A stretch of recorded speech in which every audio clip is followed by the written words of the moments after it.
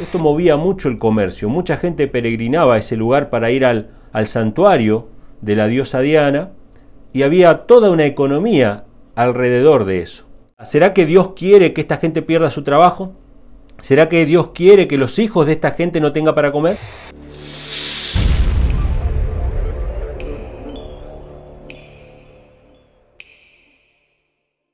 Bueno, feliz sábado para todos, que Dios les bendiga. Lo que yo quiero compartir con ustedes hoy es algo bastante sencillo en realidad. Es un episodio del ministerio del apóstol Pablo, que se encuentra en Hechos capítulo 19, que nos va a dar algunas luces acerca de la manera en que fue predicado el Evangelio, ¿sí? Nosotros tenemos una tarea, tenemos una misión que cumplir, que es de predicar a todas las naciones el mensaje de los tres ángeles, el mensaje de salvación. Y nos vamos a encontrar con todo tipo de oposiciones, ¿sí? Sin embargo, la Biblia nos habla de las experiencias pasadas, de las experiencias de los apóstoles, y podemos sacar lecciones de allí, ¿sí? El apóstol Pablo, en Hechos capítulo 19, arranca diciendo que él fue a Éfeso. Éfeso es una de las iglesias del Asia Menor y una capital básicamente del paganismo, ¿sí? Así que esto es interesante, porque Pablo no solamente le predicaba a judíos, porque iba a las sinagogas a predicarles, sino que también le predicaba a gentiles, a gente que era pagana, porque el evangelio tenía que ser dado a toda nación, tribu, pueblo y lengua. O sea, nosotros a veces ponemos esas barreras, ¿no?, de prejuicios y decimos, bueno, pero ya la gente tiene su religión, ya la gente tiene su cultura, en realidad no tenemos por qué ir a llevarles algo nuevo, si ellos ya están bien así, mientras estén bien así. Pero esta no era la mentalidad del apóstol Pablo. La mentalidad del apóstol Pablo era que el evangelio tenía que ser dado a toda criatura, ¿sí? A toda nación, tribu, pueblo y lengua. Esa era la mentalidad del apóstol Pablo. Y nos dice la Biblia, vamos a leerlo, vamos a ir a Hechos capítulo 19, pero vamos a arrancar desde el versículo 8, y vamos a ver qué es lo que nos dice la Biblia acerca de la experiencia de él y qué tipo de oposición tuvo. Porque los tipos de oposición que tuvo Pablo son el mismo tipo de oposición que vamos a tener nosotros. Y sobre todo, de qué manera actuó Pablo y cuál fue la forma en que él predicó el Evangelio. Vamos a ir a Hechos capítulo 19, versículo 8, y dice así. Vamos a leer solamente el versículo 8 primero, después vamos a leer el resto del capítulo un poquito más rápido, pero me quiero detener en el versículo 8. Dice, entrando en la sinagoga, habló con denuedo por espacio de 3 meses. Hechos 19:8. Fíjense, durante 3 meses, en un trabajo constante, en un trabajo paciente, no fue algo rápido como la entrevista del etíope con Felipe. ¿Se acuerdan de esa entrevista que fue un estudio bíblico de cuántas horas pudo haber sido? Un par de horas, y se bautizó. Esto no, esto llevaba tiempo. Él se reunía, me imagino que cada sábado en las sinagogas, con los judíos de aquel lugar, también con gentiles que eran invitados. Es como en la actualidad, ¿sí? Si nosotros estamos hoy predicando el Evangelio, vamos a tener gente que va a la iglesia, que suele ir a la iglesia, y gente que no suele ir a la iglesia, pero que son parientes de esos que sí van a la iglesia, o son amigos, y nos juntamos. Y entonces, tanto con judíos como gentiles, el apóstol Pablo durante meses dice que iba a la sinagoga disputando y persuadiendo acerca del reino de Dios. Disputando y persuadiendo. Y yo quiero detenerme en la palabra persuadir, porque después se vuelve a mencionar más adelante en la historia. Y es una palabra que me gusta mucho, la escuché justamente esta semana. Estaba escuchando hablar un economista liberal, acerca de economía, obviamente, y hablando acerca de política, ¿no? Cómo el ser humano está dispuesto a desligarse de su responsabilidad individual, ¿no?, en la sociedad actual, y está muy dispuesto a entregarle esa responsabilidad al Estado. Y decir, bueno, que el Estado se encargue de mis necesidades. No soy yo el que va a lidiar con mis necesidades y la de mi familia, sino que el Estado se encargue de mis necesidades. Y con eso le damos el poder al Estado de decidir lo que nos conviene y lo que no nos conviene, lo que debemos comer y lo que no debemos comer. Hace poco veía, ¿no?, un anuncio un anuncio que hacían en Venezuela, ¿no?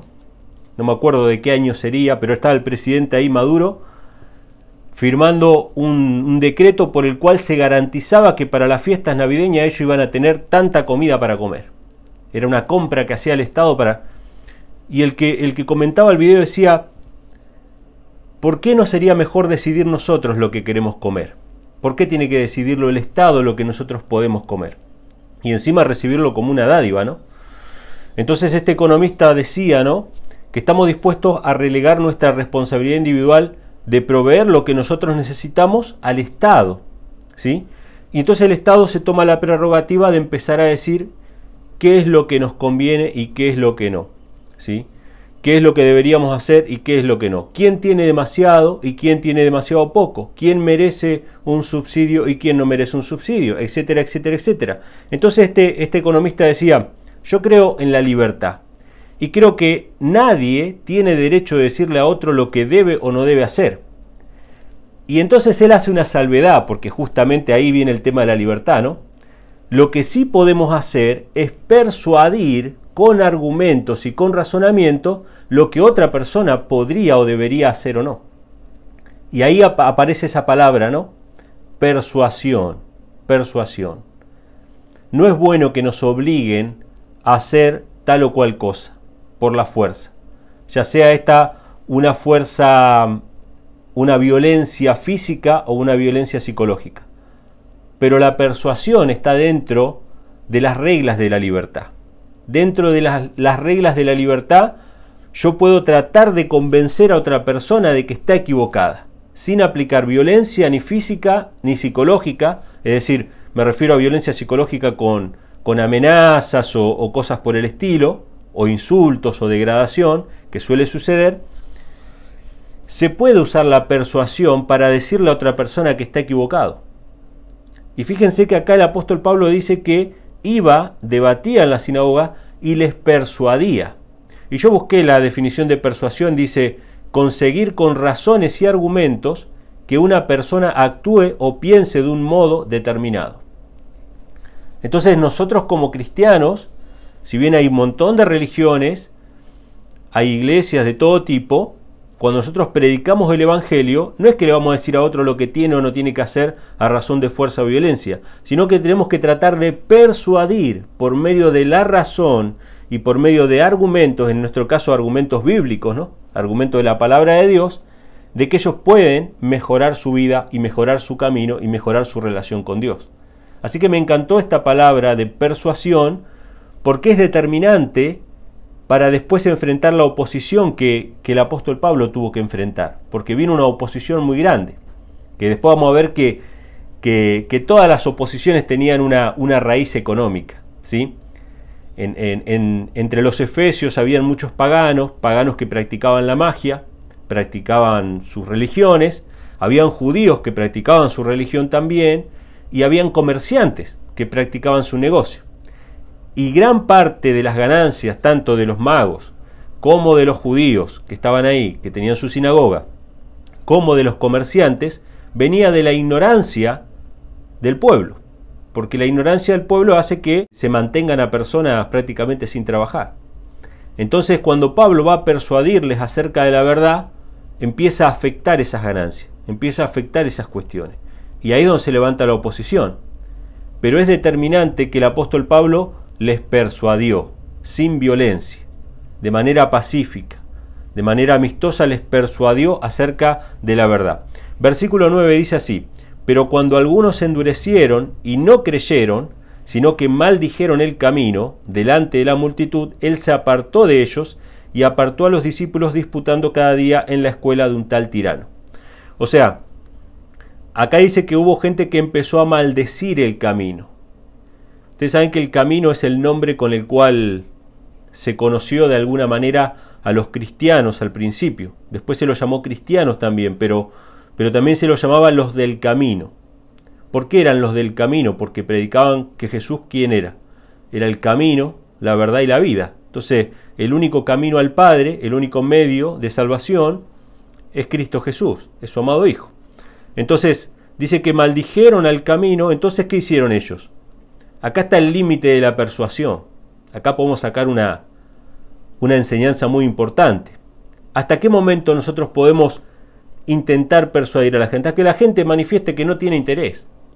La gente dice, yo no tengo interés, nosotros tenemos que respetar eso. El apóstol Pablo se apartó y se fue a estudiar con los que sí querían estudiar en la casa de otra persona. Dijo, bueno, no vamos a ir más a la sinagoga porque acá ya no nos quieren, no pasa nada, nos vamos y estudiamos en la casa de alguien. Entonces, vemos, hermanos, que esto también tiene una enseñanza, porque si bien tenemos el deber de ir y predicar, nosotros tenemos que respetar la libertad de cada uno. Si una persona nos dice claramente que no está interesada en un mensaje, nosotros no tenemos que insistir. Tenemos que respetar la libertad de esas personas, ¿sí? Y muchas veces yo veo, por lo menos en el mundo cristiano, y a mí me ha pasado muchas veces, de que hay gente que te persigue.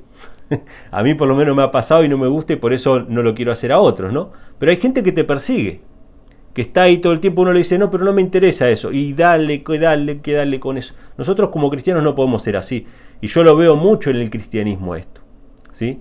Cada uno es libre de creer y predicar lo que en su conciencia Dios le haya impresionado, y de escuchar lo que sea, ¿no?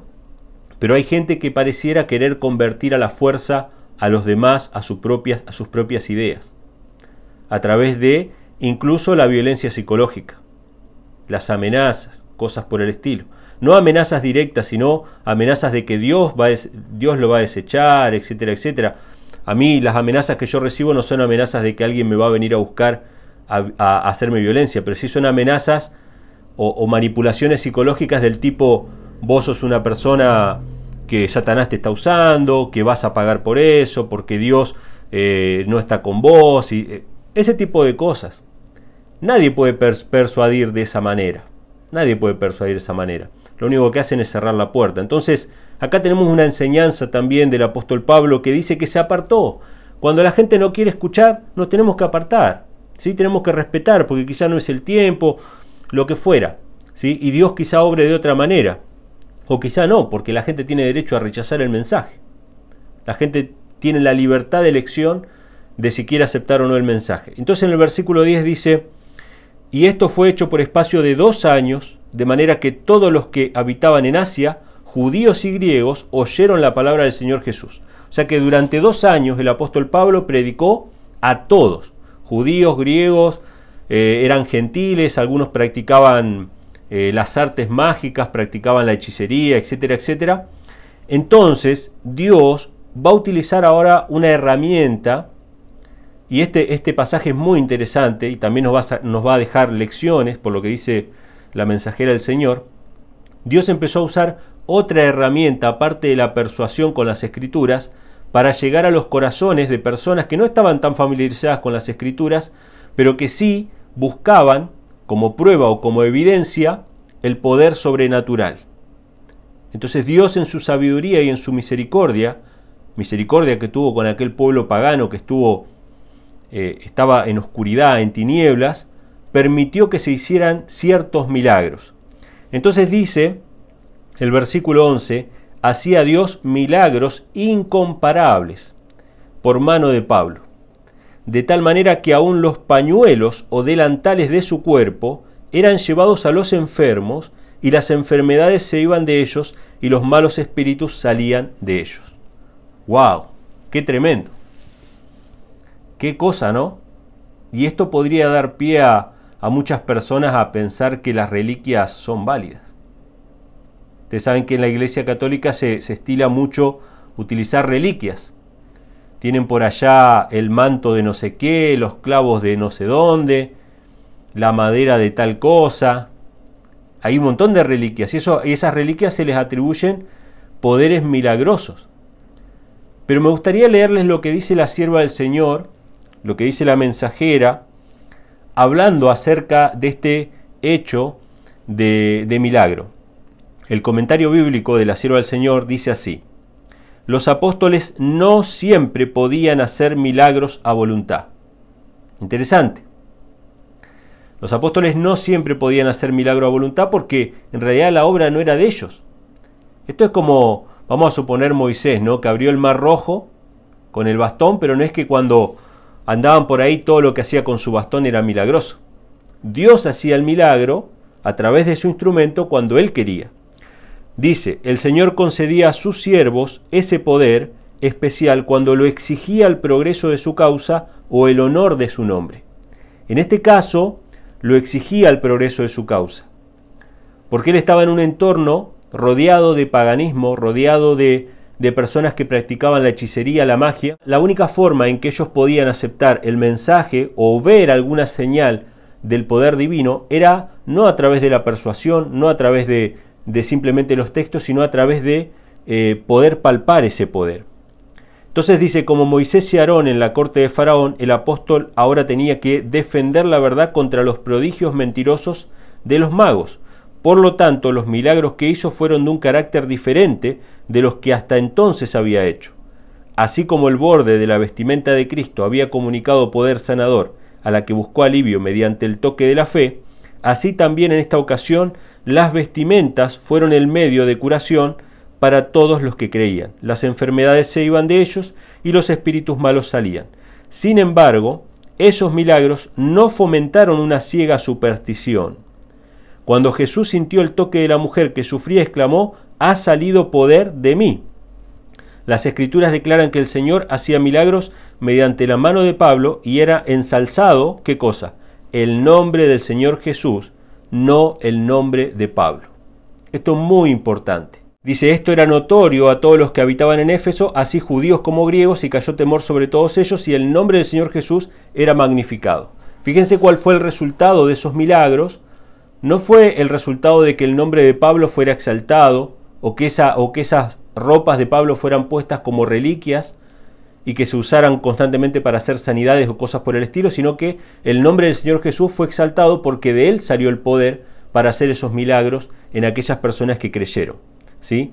Entonces vamos a seguir avanzando y vamos a leer desde el versículo 13 en adelante, que ahí nos quedamos. Dice, pero algunos de los judíos, vagabundos, exorcistas, intentaron invocar el nombre del Señor Jesús sobre los que tenían espíritus malos, diciendo, os conjuramos por Jesús, el que Pablo predica. Y había 7 hijos de un tal Seba, judío, príncipe de los sacerdotes, que hacían esto. Esto es muy interesante porque cuando Jesús hacía sus milagros y los sacerdotes le dijeron a Jesús que él expulsaba a los demonios por el poder de Belcebú, Jesús le hizo una pregunta, ¿no? Si yo expulso a los demonios por Satanás, ¿por quién los expulsan vuestros hijos? Y acá estos eran hijos de un sacerdote también.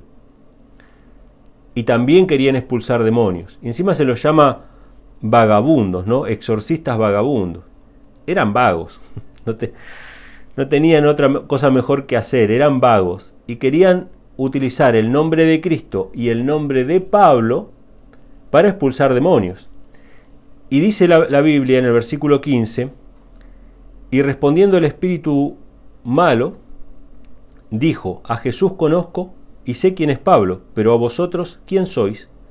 Y el hombre en quien estaba el espíritu malo saltó sobre ellos y dominándolos prevaleció contra ellos de tal manera que huyeron de aquella casa desnudos y heridos. Y esto fue notorio a todos los que habitaban en Éfeso, así judíos como griegos, y cayó temor sobre todos ellos. Y el nombre del Señor Jesús era magnificado. Qué interesante, ¿no? Se levantó una especie de imitación del ministerio de Pablo, pero ellos no tenían un conocimiento personal de Jesucristo. Ellos obraron de manera presuntuosa, pensando que el nombre de Cristo o el nombre de Pablo era una especie de amuleto. Como podrían haber agarrado las ropas de Pablo como una especie de reliquia. Sin embargo, era Dios el que hacía la obra y Dios escogía sus instrumentos. El conocimiento que Pablo tenía de Cristo no era de oídas, sino que caminaba con él. Y estas personas, queriendo sin caminar con Cristo, sin andar con Dios, utilizar el nombre de Cristo como una especie de amuleto, ¿no? Entonces dice el versículo 18, y muchos de los que habían creído venían confesando y dando cuenta de sus hechos. Y acá viene, digamos, los frutos, ¿no? Las personas que se convertían realmente de corazón, obraban en consecuencia con el mensaje que habían recibido, aceptaban a Cristo como Salvador personal y estaban dispuestos a cambiar sus vidas y a despojarse de todas aquellas cosas que les ataban al mundo. Y acá viene un acto, una manifestación de esa conversión muy, muy patente, muy visible, porque dice en el versículo 19, asimismo muchos de los que habían practicado la magia trajeron sus libros y los quemaron delante de todos, y contando el precio de ellos se halló ser 50.000 piezas de plata. ¡Wow! Estas personas estaban dispuestas realmente a cambiar sus vidas. Estas personas aceptaron la salvación con tanto gozo que todo lo demás no les importaba. Me hizo acordar cuando yo acepté el mensaje de salvación, bueno, no, salvando las distancias, ¿no? Cuando acepté el mensaje en la iglesia, yo me acuerdo que uno de mis tesoros más preciados era una colección de cassettes. Para los que no saben lo que es un cassette, búsquenlo en Google, ¿sí? Pero un cassette era un dispositivo de reproducción de música, ¿no? Yo tenía una colección de cassettes de una banda que era la banda que a mí más me gustaba, ¿no? Y yo tenía toda la discografía original. O sea, la discografía me refiero a los cassettes originales. Esto era antes de que los CDs o los discos compactos fueran, digamos, el único medio, ¿no? Sino que todavía estaban los cassettes. Y me acuerdo cuando acepté el mensaje y me bauticé, o antes de bautizarme, agarré los cassettes y dije los voy a destruir uno por uno. Y empecé a destruirlos uno por uno. Yo no quería regalarlos porque sabía que tenían un mensaje que era contrario al Evangelio y que le iban a perjudicar a otra persona. Entonces decidí destruirlos, ¿no? Y bueno, esta gente hizo esto, ¿no? Con lo que valían esos libros. Ellos podrían haber vendido los libros y dicho, bueno, vamos a venderlos, yo no los voy a usar y voy a recuperar el dinero. Pero ellos decidieron destruir lo que no iba a ser de bendición para nadie. Lo quemaron en el fuego, ¿sí? Muchísimo dinero. En aquella época los libros eran algo caro. Entonces acá habían manifestaciones concretas de conversión, ¿no? Y todo esto obviamente afecta económicamente a un país, porque en este caso Éfeso era la capital del paganismo, ¿sí? La capital de la diosa Artemisa o la diosa Diana, ¿no? Y esto movía mucho el comercio. Mucha gente peregrinaba a ese lugar para ir al santuario de la diosa Diana, y había toda una economía alrededor de eso, ¿no? Es como que se afectara el turismo, por ejemplo, en Puerto Rico, o se afectara el turismo en algunos lugares que no tienen tantos recursos naturales y que viven más bien del turismo. Están afectando la economía de todo un país. Hay un montón de preguntas que surgen. O sea, ¿será que Dios quiere que esta gente pierda su trabajo? ¿Será que Dios quiere que los hijos de esta gente no tengan para comer? ¿Será que Dios quiere? Y bueno, un montón de preguntas, ¿no? ¿De qué manera va a afectar el Evangelio? Y bueno, acá vemos que se afectaba económicamente, porque ahora esos libros era una pérdida económica y los que vendieran libros o los que enseñaran magia se quedaban sin alumnos. Entonces dice, así crecía poderosamente la palabra del Señor y prevalecía. Y pasadas estas cosas, bueno, vamos a saltar al versículo 23, y en aquel tiempo hubo un alboroto no pequeño acerca del camino. Sabemos que cuando el Evangelio progresa, cuando empiezan a haber frutos, cuando la gente se arrepiente, abandona su antiguo estilo de vida, empiezan a haber alborotos, empiezan a haber problemas, se levanta la oposición. Dice, porque un platero llamado Demetrio, que hacía de plata templecillos de Diana, daba a los artífices no poca ganancia. O sea, había un comercio y un monopolio, se ve que estaba organizado de tal manera que había un jefe, digamos, y un montón de fabricantes que trabajaban de hacer templos de Diana, de hacer los recuerditos, los souvenirs para todos los turistas que venían a adorar ahí. Y la plata, el dinero, quedaba en ese lugar gracias a lo que generaba la idolatría. O sea que mucha gente vivía de eso. Versículo 25, a los cuales reunidos con los obreros del mismo oficio, acá podríamos hablar de los sindicatos, organizaciones de trabajadores que se dedican a proteger su comercio, no a costa de la persuasión, no a costa de ofrecer un mejor servicio o de mejorar, sino a costa de la extorsión, de la amenaza, etcétera, etcétera, ¿sí? Entonces acá estaban los sindicatos, ¿no? Entonces se reunieron y dice, varones, sabéis que de este oficio obtenemos nuestra riqueza.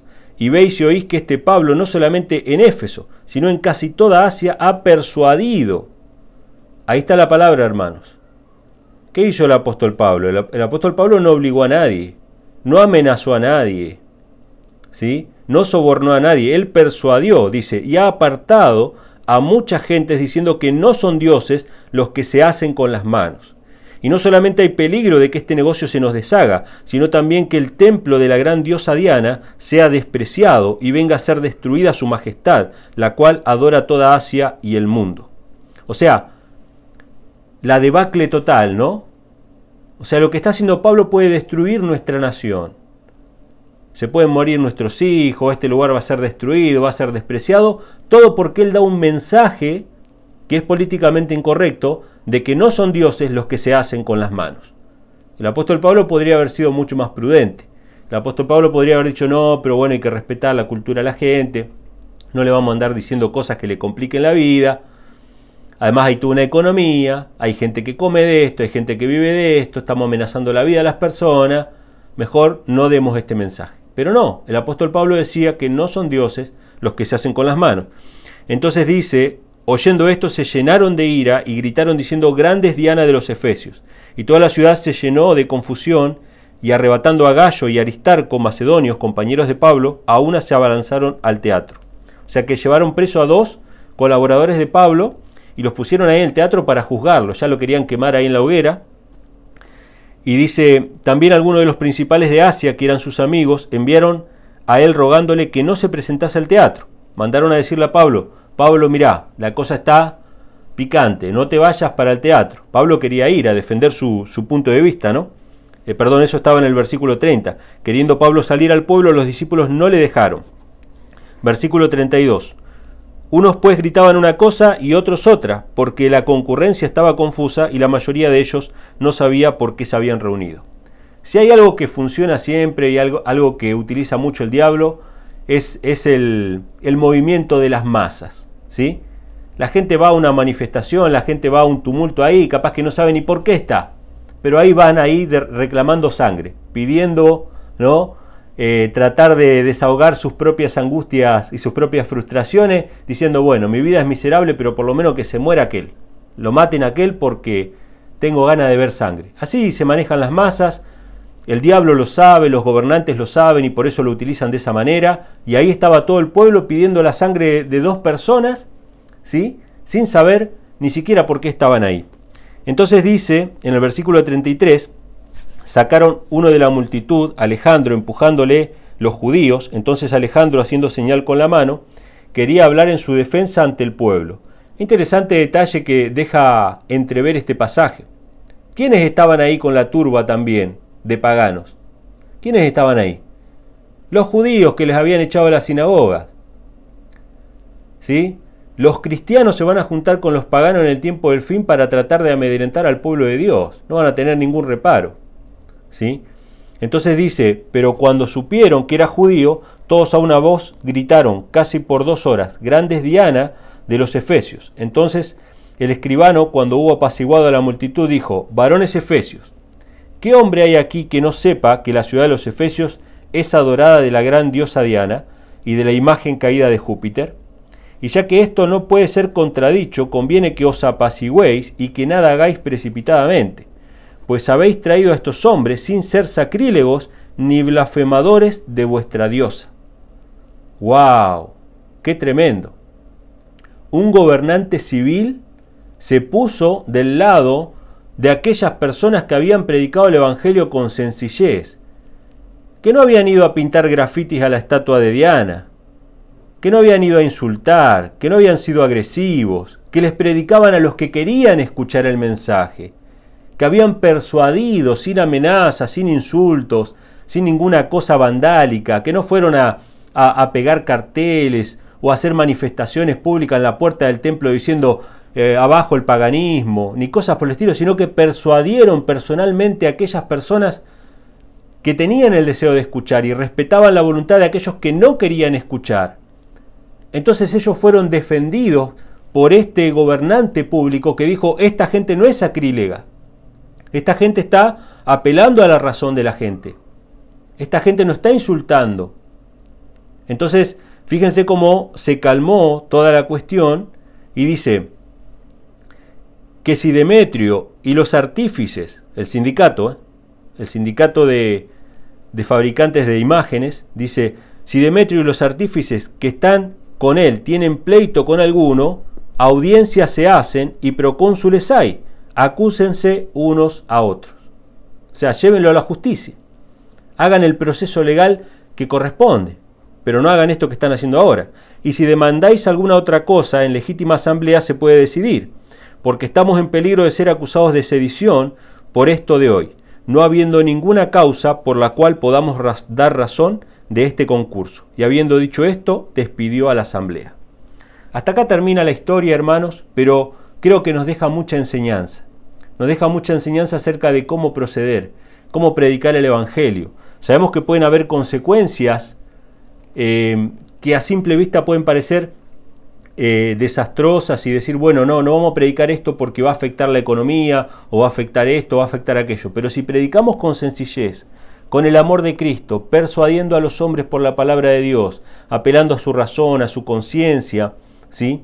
Apelando a lo que Dios ha puesto en el corazón humano, porque el corazón humano, si bien está deteriorado por el pecado, tiene un hueco, tiene un vacío que solamente puede llenar la palabra de Dios, y por lo tanto nosotros le estamos dando a la gente lo que la gente realmente necesita, que es saber que Dios los ama, que Dios está con ellos, que tienen un creador, una identidad, que hay un futuro después de la muerte, que no todo se termina acá, que no es una vida sin sentido, sino que Dios nos creó para vivir eternamente. O sea, el mensaje del Evangelio llena el vacío que el ser humano tiene por naturaleza, y que el ser humano ya vio que no lo llenó el templecillo de Diana, que no lo llenó la peregrinación, que no lo llenó ni esto ni aquello.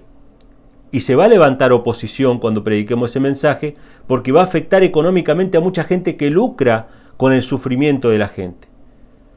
Va a afectar económicamente a todos aquellos que viven, ¿sí?, de la desgracia humana. Pero podemos estar tranquilos si obramos conforme al amor de Dios, no siendo agresivos, no siendo personas que persiguen a otras por pensar distinto, sino persuadiendo con el amor cristiano, de manera pacífica, de manera amorosa. Podemos estar tranquilos de que Dios va a defender nuestra causa, aún utilizando a los gobernantes del mundo. Así que, hermanos, espero que esta historia, que seguramente ustedes van a sacar muchas más enseñanzas de las que yo he mencionado, sea de bendición para ustedes, para cada uno de nosotros, y bueno, que puedan tener un bonito sábado.